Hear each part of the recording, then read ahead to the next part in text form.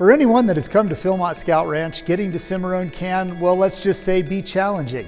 Today you can fly into a regional airport and arrange for transportation to drive you to Cimarron, or you can charter a bus to bring you here and take you home.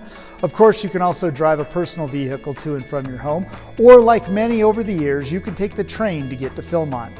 This week we're going to look at railroading and its important to scouting history in this edition of Artifact of the Week.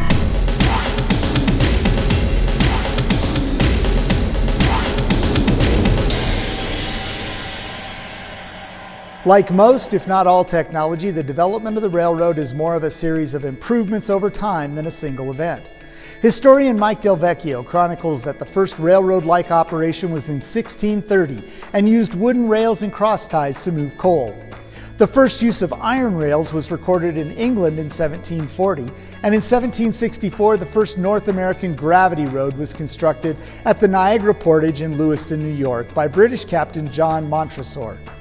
Those interested in historic cartography will recognize him as a map maker.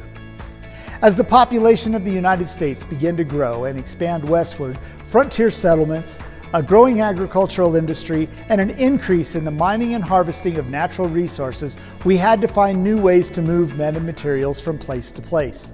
Then, in October of 1809, a tram road was mapped out in Pennsylvania by mapmaker John Thompson and was used to construct the tram road's first wooden tracks near Chester. 17 years later, in 1826, a commercial tram road was using horsepower to haul granite from the quarries at Quincy, Massachusetts, to a dock on the Neponset River 4 miles away. The granite was used to construct the Bunker Hill Monument. While these were improvements to existing transportation methods, there was still a need for something more. This is where we have to talk about the use of steam to move heavy loads long distances. The first steam engine was patented in 1705 by Thomas Newcomen. In 1769, James Watt improved on Newcomen's design, using the greater power and efficiency of expanding steam to drive his engine. Watt's design was first employed in steamboats, and in 1787, steam-powered engines were used to power 2 boats, one on the Delaware River and the other on the Potomac River. The first patent for a steam locomotive was issued to a pair of Englishmen in 1802.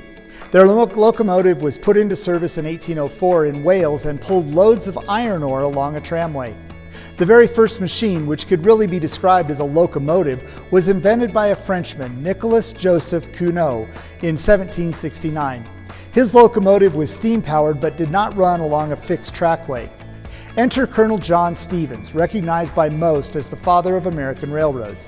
Stevens, who had already built a commercial steamboat, recognized the possibility of steam-powered land vehicles combined with a tram road-style track, and in 1815 was granted the first railroad charter in North America for the New Jersey Railroad. Following this, he began to work on transferring the technology from seagoing vessels to land-based vehicles, and in 1826, Stevens tested the first type of steam locomotive called the steam wagon. It was on a circular track located on his property in Hoboken, New Jersey. In 1829, Englishman George Stephenson introduced a practical steam locomotive in England. His little 040, named Active and later renamed Locomotion No. 1, was placed into service. In Pennsylvania, Horatio Allen tested another English locomotive, the Stourbridge Lion, a very simple 2-axle machine with a vertical boiler on 16 miles of track owned by the Delaware and Hudson Canal Company. Ultimately, the Lion proved too heavy for the track and was placed in long-term storage. The first contemporary railroad in the world was the Stockton and Darlington Railway in England, which formally opened on September 27, 1825. By 1830, steam-powered trains and railroads began to appear as the solution to the country's growing transportation needs. In the United States, the first commercial railroad was the Baltimore and Ohio Railroad, which opened 14 miles of track in 1830 and carried out trials of the Tom Thumb, a steam locomotive designed by Peter Cooper. The B&O's goal was to link Baltimore to the Ohio River, a goal which it finally met in 1852. The B&O was joined in September 1930 by the Mohawk and Hudson and the South Carolina Canal and Railroad Company, which also tested its best friend of Charleston that same month.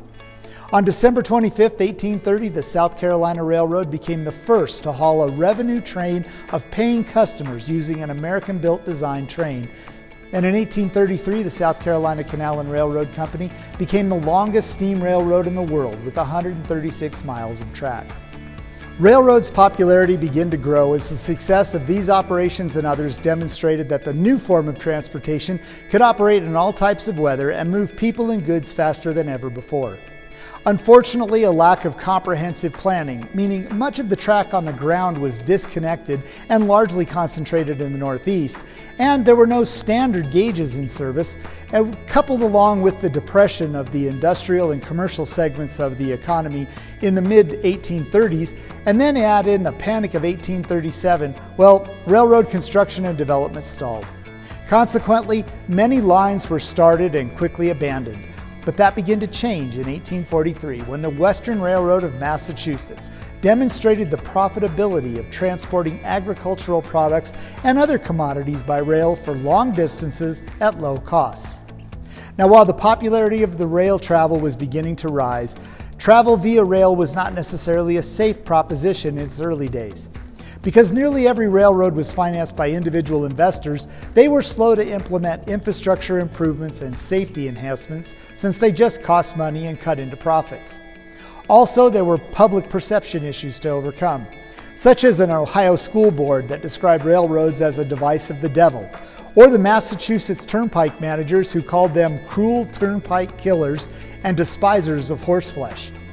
There was even a claim that rail travel would cause a concussion of the brain.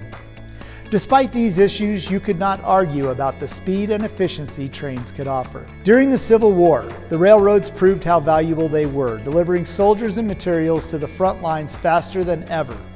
Early in the war, in 1862, the Pacific Railway Act authorized the construction of the Transcontinental Railroad. The legislation formed the Union Pacific Railroad Company and assigned it responsibility of building the railroad west from the Missouri River at Omaha, Nebraska. Meanwhile, the Central Pacific started building the railroad eastward from Sacramento, California. Both companies were given large tracts of land to complete their respective sections. The Transcontinental Railroad was completed on May 10, 1869, during a formal ceremony where the two railroad companies met at Promontory Point in Utah. After the Transcontinental Railroad's completion, the industry exploded. By the 1890s, there were more than 163,000 miles of track in operation. From the late 19th century through the 1920s, railroads enjoyed their greatest dominance and profitability. In particular was the year 1916, which saw mileage peak at over 254,000, and railroads carried virtually 100% of all interstate traffic. The invention of the automobile and the introduction of trucks began to reduce passenger traffic and freight transportation by rail. The introduction of airplanes also reduced passenger loads for trains. The 1940s saw the introduction of diesel-electric locomotives, which reduced employment opportunities within the industry. Almost all long-distance passenger traffic was shifted to government-owned Amtrak in 1971. By the 1980s, a series of bankruptcies and mergers left the entire rail system in the hands of a few large corporations. Improvements to the equipment and computerization of the processes used to control and monitor the railways led to continued reductions in employment opportunities. Freight railroads continue to play an important role in the United States economy, especially for moving imports and exports using intermodal containers and for shipments of coal and oil. In the first few summer seasons here at Philmont, scouts arrived via train. The Santa Fe Railroad ran trains to Raton, where a change to the Raton to Ute Park run would bring the scouts to the passenger depot here in Cimarron for a short ride to Phil Turn Rocky Mountain Scout Camp. Unfortunately, rail service to Cimarron ended in December 1942, when the last train departed Cimarron and the tracks from Ute Park to Kaler Junction were removed by December 24th of that year. Today's artifacts are related to railroads and the Boy Scouts. The first is a brochure about riding the railroad to attend the 1953 National Jamboree at Irvine Ranch in Santa Ana, California. The brochure points out the many benefits of riding the train, such as streamlined equipment, air conditioning, and dome cars. There's also a panel on tips for traveling, including an invitation to ride the train again after their Jamboree experience. The inside features an artistic map of the United States and a list of national parks. There's also a map of railroads across the country and a map of the Jamboree site. The second artifact is a 16-page comic book from 1960 celebrating the 50th anniversary of the BSA. The narrative begins with the story of the founding of the BSA. Erroneously, the story tells of Boyce meeting Baden-Powell during his trip to London. It has illustrated the first official uniform and badge from 1911, and there are panels on Seton, Beard, and West, as well as famous Americans that are included. There's mention of the first annual meeting being held at the White House and many of the early activities Scouts engaged in, as well as the benefits of Scouting that they bring to our communities. The story of the BSA includes the introduction of Sea Scouts, Cub Scouts, and Explorers.